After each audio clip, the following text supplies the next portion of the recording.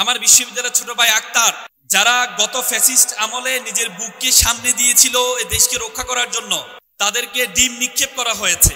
তার মানে আমরা ফ্যাসিস্ট সরকারকে উৎখাত করেছি, কিন্তু ফ্যাসিজম আমাদের মনের মধ্যে এখনো আছে, সেটি দূর করতে আমরা পারিনি।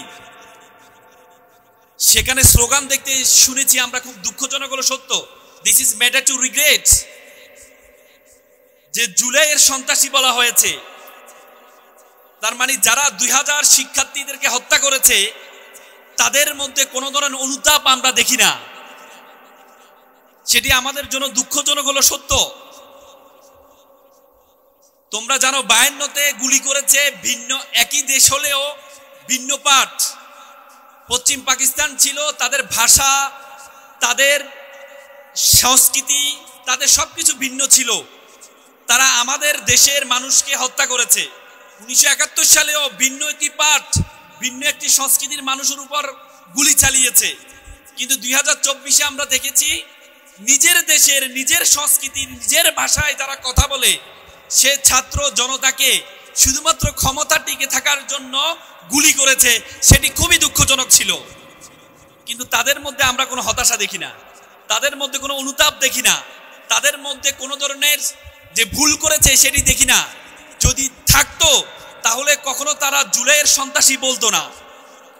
তো সুতরাং আমরা মনে করি তোমরা যারা জেনজি আছো, এবং সেখানে একজন ডাক্তার যারা গিয়েছিল, সে অক্সফোর্ডের ছাত্রী ছিল, শুধুমাত্র দেশকে পরিবর্তন করার জন্য, পলিটিক্স করার জন্য বাংলাদেশে আসছে। তাকে যে শব্দ চয়ন করা হয়েছে সেটা আমরা খুব মানে খুবই কষ্ট পেয়েছি। আমাদের যদি আমরা বাংলাদেশের যারা নারীবাদী আছে, আমরা খুব আশা করেছিলাম তারা প্রতিবাদ করবে, যে একটা শিক্ষিত মেয়েকে যেভাবে যে শব্দ চয়ন করে তাকে গালি দেওয়া হয়েছে। কিন্তু আমরা দেশের যে নারীবাদীরা আছে, সেই নারীবাদীদের কোনো প্রতিবাদ আমরা দেখি নাই, কোনো প্রতিবাদ আমরা দেখি না। আমাদের নারীবাদীদের অবস্থা হচ্ছে, আমাদের গ্রামে একটা কথা বলে যে হচ্ছে, আমার জামাইটা ভালো আমার মেয়ের কথা শুনে, আমার ছেলে খারাপ তার বউয়ের কথা শুনে। মানে নিজের সাথে আসলে ভালো, আর নিজের সাথে এগেইনস্টে যদি যায় তখন এটিকে ভালোভাবে দেখা হয় না, খারাপভাবে দেখা হয়। আমাদের নারীবাদীরা সেটা কোনো প্রতিবাদ দেখি নেই আমরা, সেটা আমরা খুব কষ্ট পেয়েছি। তো সুতরাং আমরা মনে করি আমাদের যে জেনজিরা আছে, তোমরা যারা এখানে আছো, তোমাদের হাত ধরে এই বাংলাদেশে ফ্যাসিজম দূর হয়েছে, তোমাদের হাত ধরে বাংলাদেশ, নতুন বাংলাদেশ তৈরি হবে ইনশাল্লাহ। আমি কামারপাড়া স্কুল অ্যান্ড কলেজের কর্তৃপক্ষকে অসংখ্য ধন্যবাদ জানাই। আজকে যারা তোমরা নবীন, যারা তোমরা মেধাবী, তোমাদের জন্য এত সুন্দর একটি কেরিয়ার গাইডেন্স প্রোগ্রাম আয়োজন করেছে। চাইনিজ দার্শনিক কনফুসিয়াস একটা চমৎকার কথা বলেন। তিনি বলেন, তুমি যদি 1 বছরের ফলাফল চাও তাহলে তুমি মাছ চাষ করো, তুমি যদি 10 বছরের ফলাফল চাও তাহলে তুমি গাছ রোপণ করো, আর তুমি যদি 100 বছরের ফলাফল চাও তাহলে তুমি মানুষ চাষ করো। আজকে মানুষ চাষ করার জন্য যে সুন্দর উদ্যোগ গ্রহণ করেছে, আমরা স্কুল অ্যান্ড কলেজের কর্তৃপক্ষের জন্য একটা করতালি আহ্বান করছি। আমি খুব ধন্যবাদ জানাচ্ছি তোমাদের স্কুল অ্যান্ড কলেজের সম্মানিত চেয়ারম্যান জনাব সুরুজ্জামান ভাইকে। উনি বহুদিন ধরে আমাকে নক দিচ্ছিলেন, বলে যে আমাদের স্কুল অ্যান্ড কলেজে একটা প্রোগ্রাম করতে চাই, বহুদিন ধরে। আমি খুব অবাক হয়েছিলাম, ব্যক্তিটা এত নরম মনের একজন মানুষ। মানে ওনার চেষ্টা হচ্ছে ওনার স্কুল অ্যান্ড কলেজকে পরিবর্তন করা। উনি আমাকে বহুদিন ধরে নক দিচ্ছিলেন যে আপনি যে কোনো দিন একদিন আমাদের প্রতিষ্ঠানে একটু আসেন। কিন্তু আমি দেখেছি ওনার যে আগ্রহ উদ্দীপনা, আমি ওনার আগ্রহ উদ্দীপনাকে মানে ইগনোর করতে পারিনি।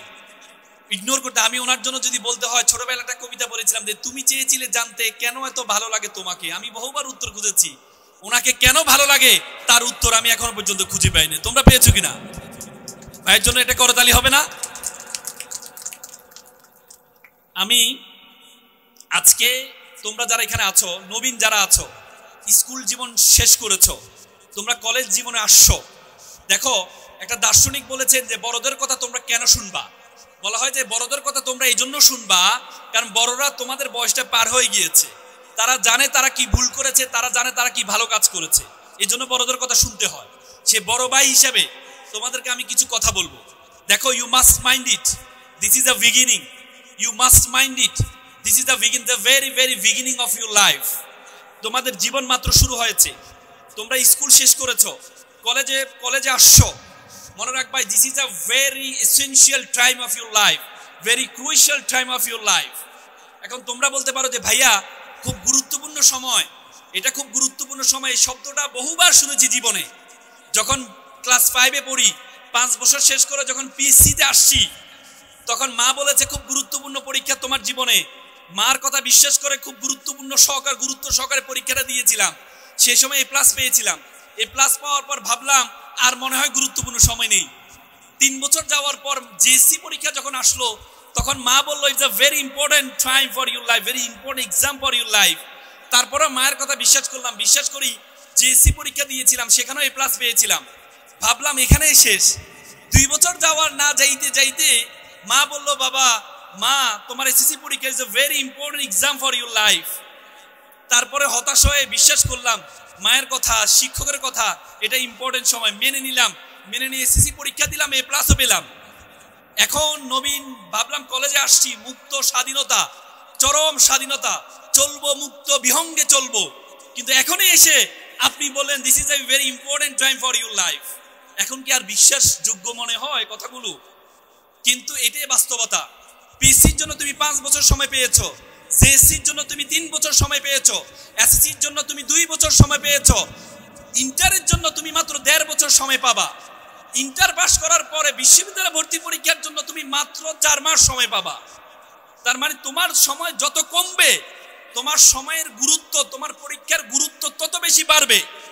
তোমরা যারা SSC পরীক্ষায় A+ পেয়েছো, তোমরা যদি ইন্টারের একটা সমীকরণে দেখা গিয়েছে যারা SSC পরীক্ষায় A+ পায়, তাদের 50% ইন্টারে গিয়ে A+ পায় না।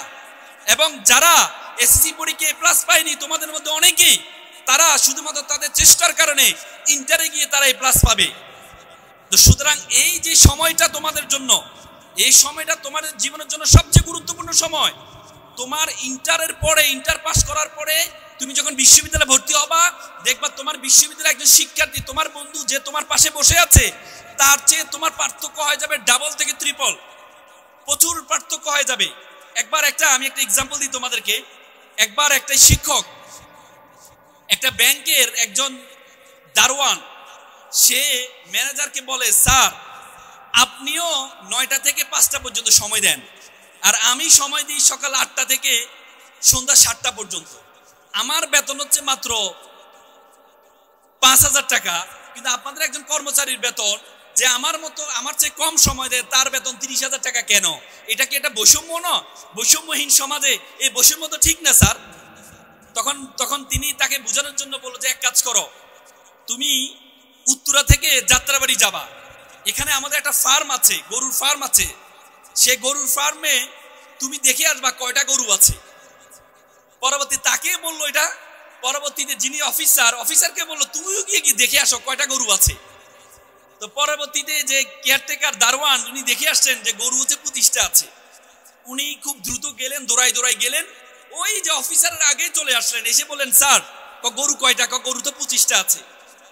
আচ্ছা ঠিক আছে, গরু 25টা, আচ্ছা গরু 25টার মধ্যে সাদা কয়টা, লাল কয়টা? সে স্যার এটা তো জানি না।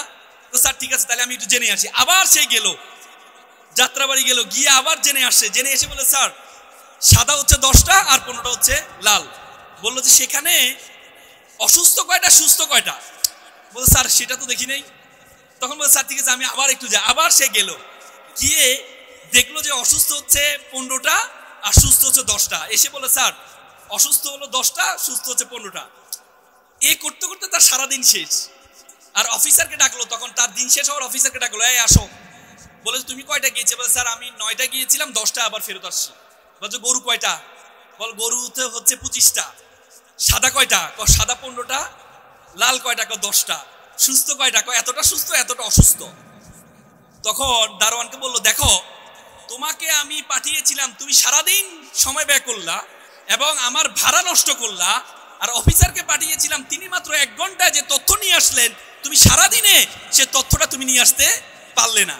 এজন্য আমি ওনাকে এত বেতন দিই আর তোমাকে তার 1/3 বেতন দিই। তার মানে শিক্ষার যে গুরুত্ব, নলেজের যে গুরুত্ব, তোমার আজকে যে বন্ধুরা তোমার সাথে বসে আছে, আগামী 5 বছর পর তোমার আর তার যে পার্থক্য তৈরি হবে, সে পার্থক্যটার আকাশ পাতাল পার্থক্য তৈরি হবে। সেটা শুধুমাত্র শিক্ষার কারণে, শুধুমাত্র শিক্ষার কারণে। আজকে তোমাদেরকে দেখো, তোমরা পড়াশোনা না করলে তোমাদেরকে মা বাবা বলে, শিক্ষক বলে, এই গাধা শিক্ষার্থীটা আমাদের কাছে কোথা থেকে আসলো, বলে না? গাধা। আচ্ছা বলো তো, গাধা ইংরেজি কি বলো তো? গাধা ইংরেজি কি, কে বলতে পারবা? গাধা ইংরেজি কি বলো?